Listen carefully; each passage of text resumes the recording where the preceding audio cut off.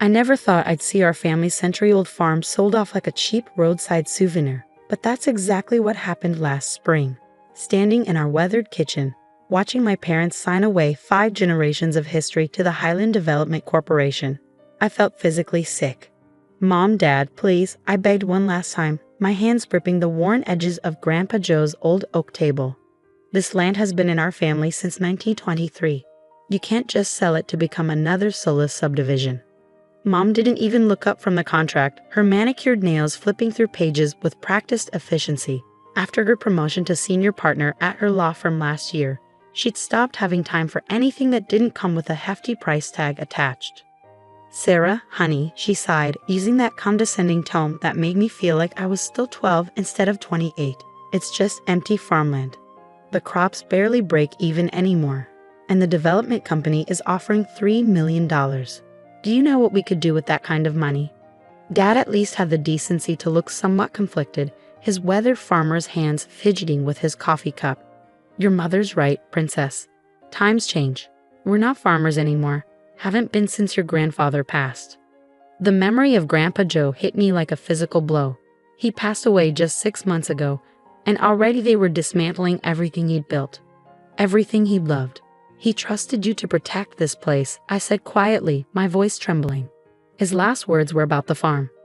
His last words were delirious ramblings about treasure and secrets. Mom cut in sharply.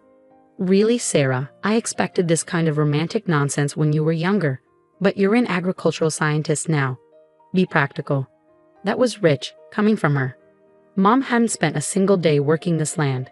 She hadn't been there during the drought of 2015 when Grandpa Joe and I worked 18-hour days to save what crops we could. She hadn't helped us dig irrigation channels or repair fences or deliver calves in the middle of the night. She hadn't been there when Grandpa Joe would sit on the old porch swing every evening, telling stories about our ancestors who'd built this place from nothing. About great-great-grandfather William Montgomery, who'd first claimed this land, who'd chosen this specific plot for reasons he'd only ever share with his own son. "The land keeps its secrets," Grandpa Joe used to say, his eyes twinkling.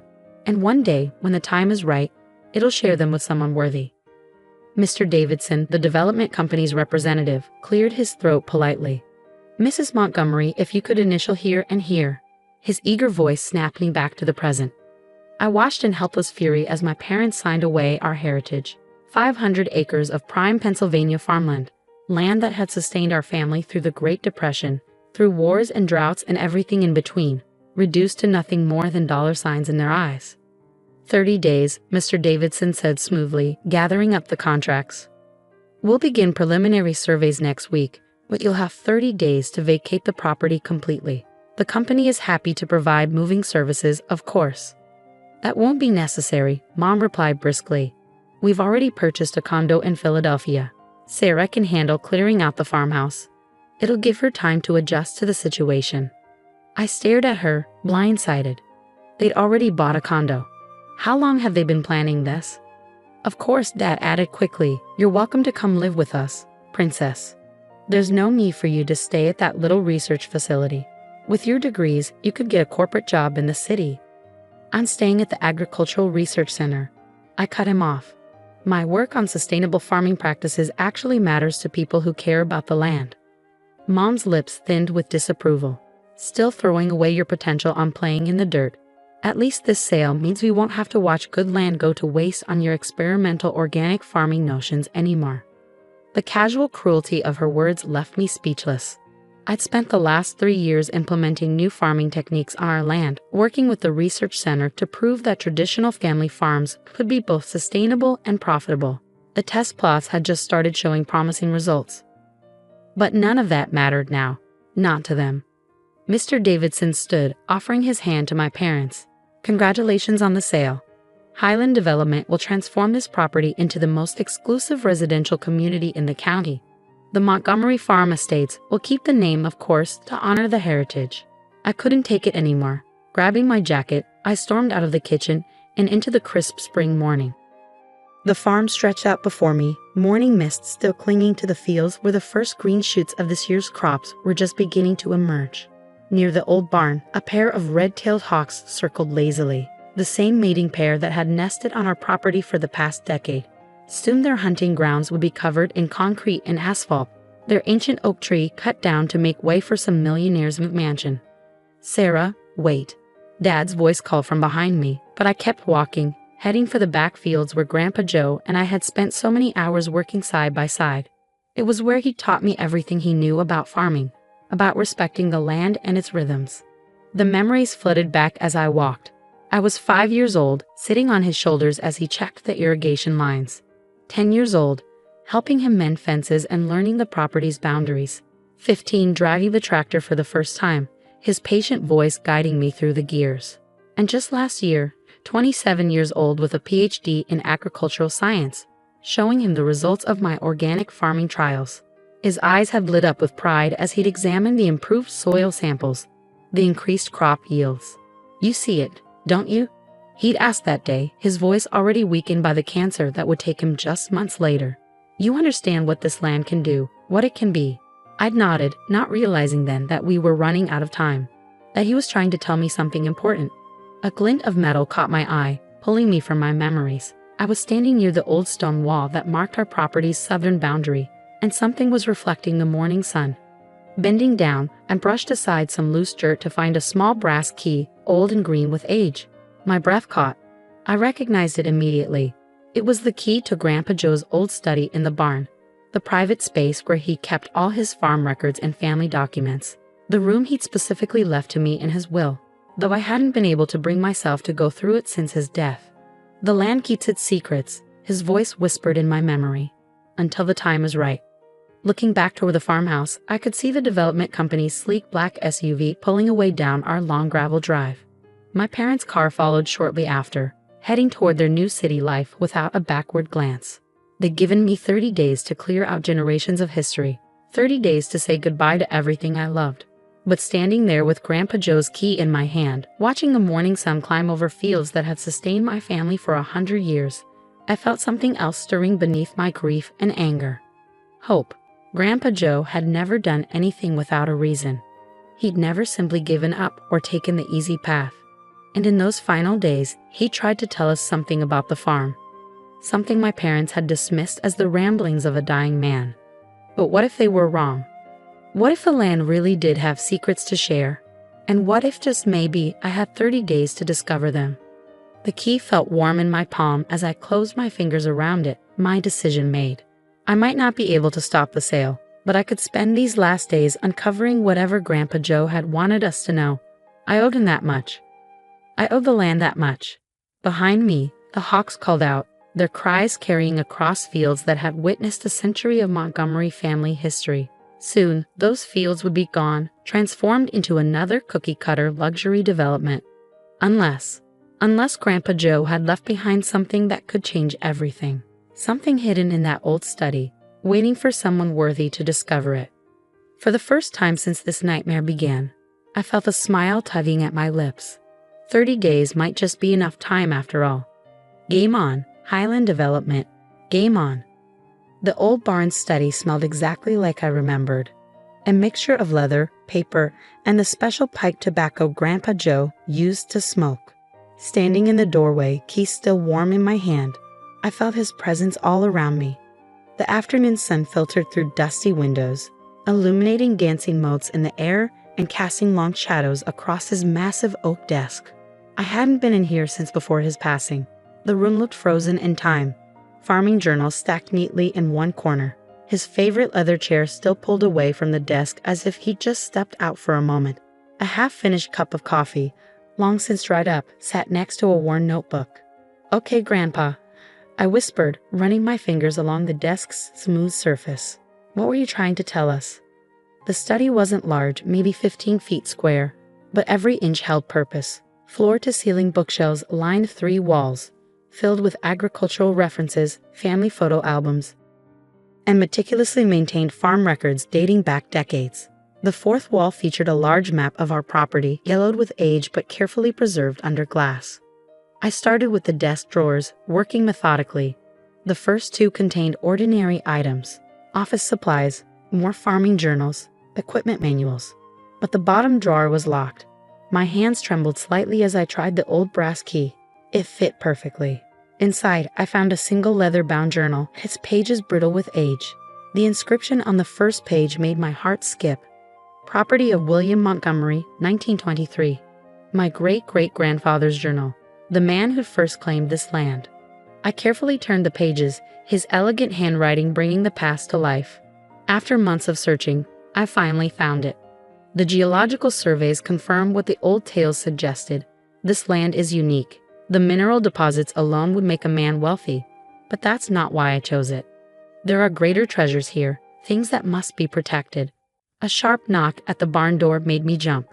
Through the study window, I could see a Highland development truck parked in our drive. Quickly tucking the journal into my bag, I headed downstairs. 2 men in corporate polo shirts were waiting, looking impatient.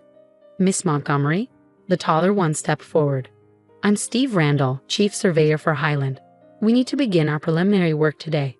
I straightened my spine, channeling Grandpa Joe's quiet strength. The contract gives us 30 days before you can start any development work. The contract gives you 30 days to vacate, he corrected smoothly. We can begin surveys immediately. We have permits. He held up an official-looking document. My mother's signature was clearly visible at the bottom. She must have signed additional paperwork without telling me. Fine, I said tightly, but stay away from the old barn. We're still clearing out personal property. Steve's smile didn't reach his eyes. Of course, we'll start with the back acreage. I watched them drive their equipment toward the fields, my mind racing. The journal in my bag felt like it was burning a hole through the fabric. I needed time to understand what great-great-grandfather William had discovered, what Grandpa Joe had been protecting all these years. Back in the study, I pulled out my laptop and began documenting everything while continuing to read the journal. Hours slipped by as William's story unfolded. He'd spent years researching the specific plot of land before claiming it, following historical records and geological surveys. There were detailed maps, coordinates, and references to something hidden beneath the property. But what really caught my attention were the soil samples. The mineral composition is unlike anything I've seen, William wrote. Preliminary tests suggest rare earth elements in concentrations that shouldn't be possible in this region. But there's something else. Something the tests can't explain. My hands froze over the keyboard. Rare earth elements, those were crucial for modern technology. Everything from smartphones to electric cars needed them. And they were becoming increasingly scarce. A memory surfaced. Last year's soil samples from my agricultural studies. I'd noticed some unusual readings but had been focused on organic farming applications. I hadn't thought to test for mineral content. The sound of heavy machinery startled me from my research. Looking out the window, I saw several excavators moving into position near the backfields. They weren't just surveying, they were preparing to dig. My phone buzzed, a text from Mom. Highland's board is meeting next week to finalize construction plans. Don't interfere with their work. This is happening whether you like it or not. I started to reply, then stopped as another memory hit me. Last Christmas, Grandpa Joe insisting we watch an old documentary about mining rights and mineral laws. At the time, I thought he was just being nostalgic. Now I wondered if he'd been trying to tell us something else. Opening a new browser tab, I began researching Pennsylvania property laws.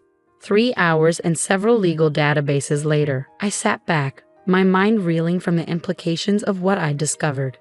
The original deed to our property, filed by William Montgomery in 1923, included something called mineral rights in perpetuity. These rights were specifically excluded from any future sale of the surface property, meaning they still belonged to the Montgomery family trust.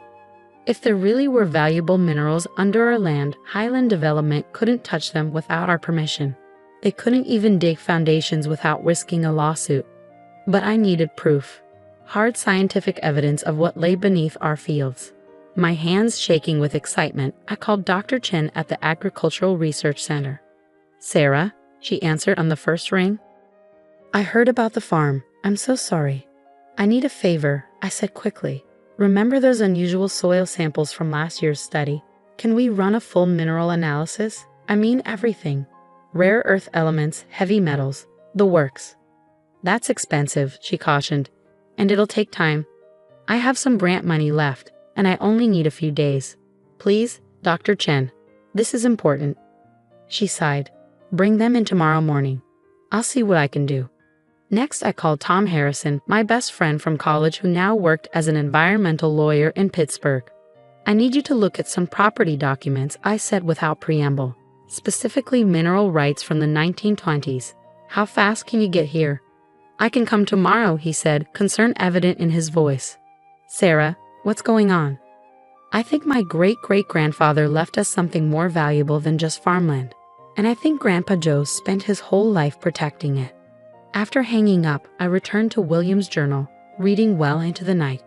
The more I read, the more convinced I became that he'd chosen this land for very specific reasons that could change everything. But Highland Development's machines were already here, their corporate machine rolling forward with the inevitability of a steamroller. I had days, maybe hours, before they started seriously excavating. I needed to buy time. The next morning, I was waiting when Steve Randall and his crew arrived. I'm invoking a temporary stop work order, I announced, holding up a stack of papers Tom had helped me prepare over the phone last night. Steve's face darkened. You can't do that. We have contracts. Check with your legal department, I said firmly. The mineral rights were excluded from the sale. Any excavation could be considered mining activity without proper permits. Your company could face significant fines. This is ridiculous, he snapped, but I noticed him pulling out his phone and stepping away to make a call. By that afternoon, the excavators were being moved off our land. I bought myself a few days, but I knew it was temporary. Highland Development hadn't built their empire by giving up easily. But as I watched their trucks drive away, I felt Grandpa Joe's presence beside me, almost as if he were still here, still protecting our land. I won't let you down, I whispered. I'll find what you were trying to tell us. I'll protect what's important. The hawks circled overhead, their cries carrying across fields that suddenly held more mystery than I'd ever imagined.